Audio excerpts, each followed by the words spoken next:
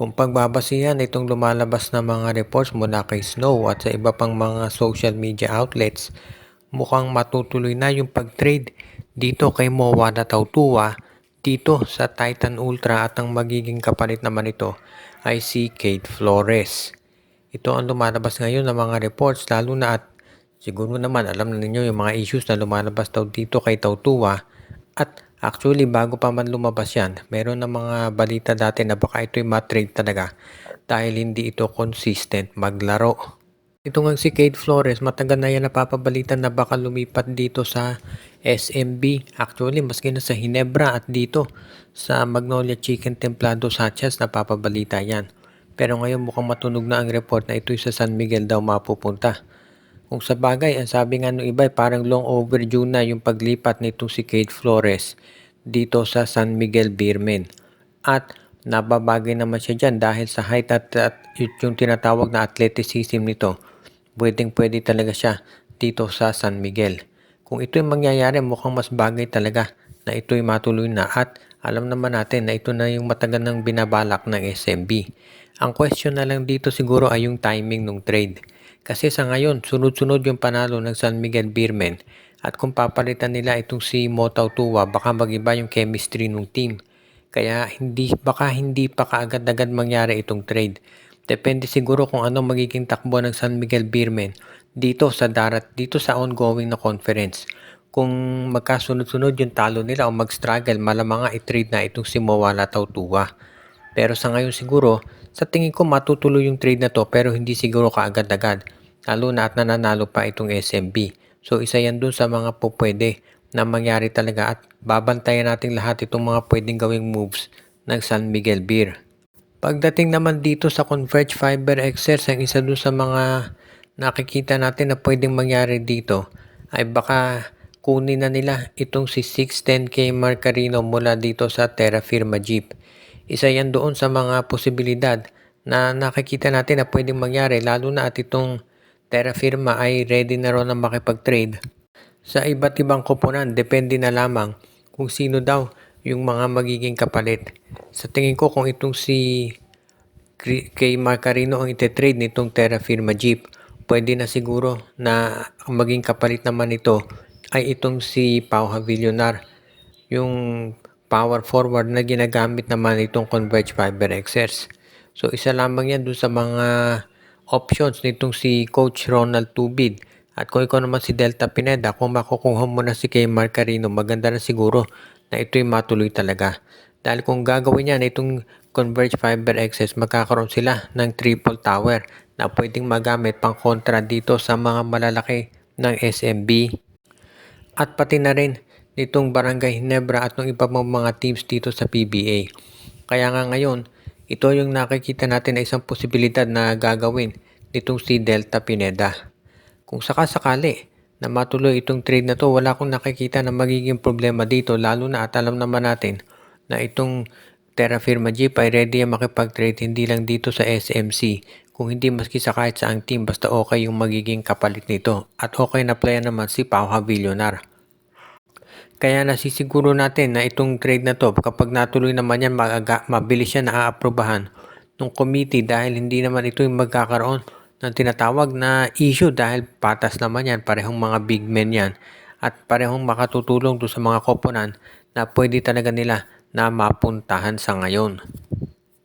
Napag-uusapan itong mga posibleng player transfers. Itong si Raymond Almasan ay pinag-iisipan daw kunin ngayon nitong Barangay Hinebra dahil gusto raw ng Barangay Hinebra na magkaroon ng mas malaki na player na pwedeng magamit dahil as it is, alam natin na itong si Raymond Almasan, veterano na yan at siguradong magiging maganda ang tulong yan para dito sa line-up ng SMB o rather ng Barangay Hinebra. Siyempre alam natin ang Hinebra pagdating sa center nagre-rely yan dito kay Japet Aguilar at pati na rin dito kay Troy Rosario. Pero kung nandyan itong si Raymond Almasan, madadagdagan sila ng mga players na pwedeng magamit at sigurado na iyan yung makatutulong para dito kay Coach Tim Cone at sa kanyang triangle offense.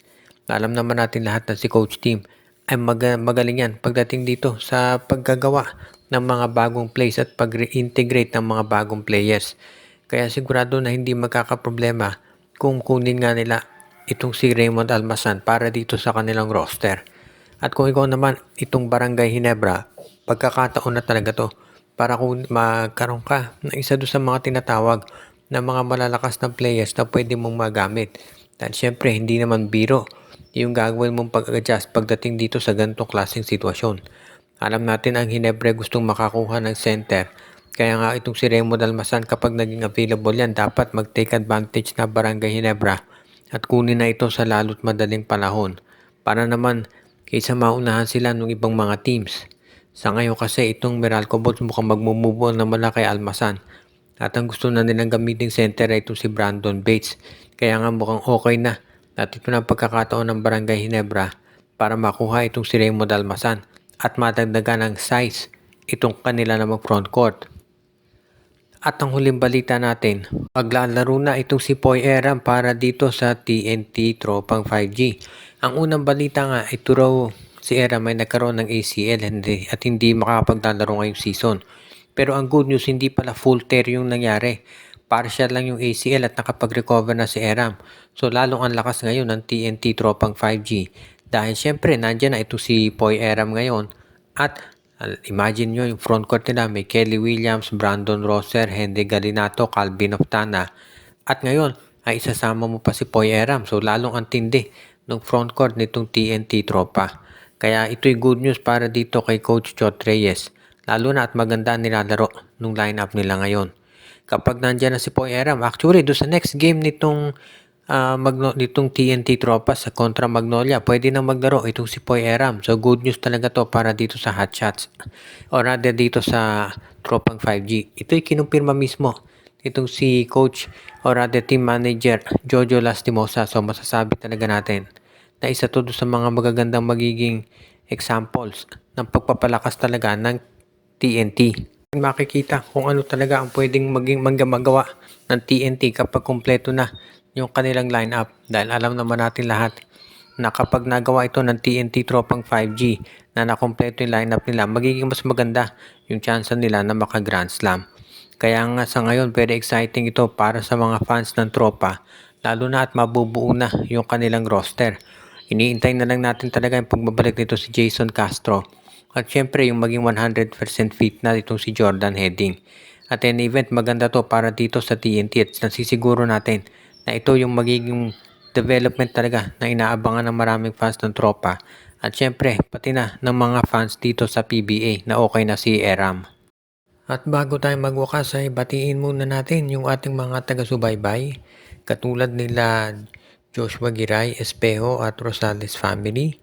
Pati na rin si Anthony Alon, si Mon de Guzman, si Ireneo Salangsang, si Dexter Domer, si Malyari Mascareñas, si Enju, si RG Bueno at Dalina family at ang iba pa nating subaybay.